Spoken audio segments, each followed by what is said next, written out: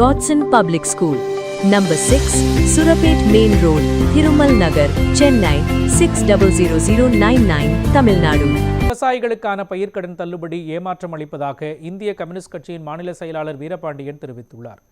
இது தொடர்பாக அவர் வெளியிட்டுள்ள அறிக்கையில், விவசாயிகள் கூட்டுறவு வங்கிகளில் பெற்றுள்ள பயிர்க்கடன்களில் 50,000 வரையான கடன்கள் முழுமையாக தள்ளுபடி செய்யப்படும் என்பது அறிவித்திருப்பது தலைமுறையாக கடன் சுமையில் சிக்கி தவிக்கும் விவசாயிகளின் துயரங்களை குறைக்காது என்று தெரிவித்துள்ளார்.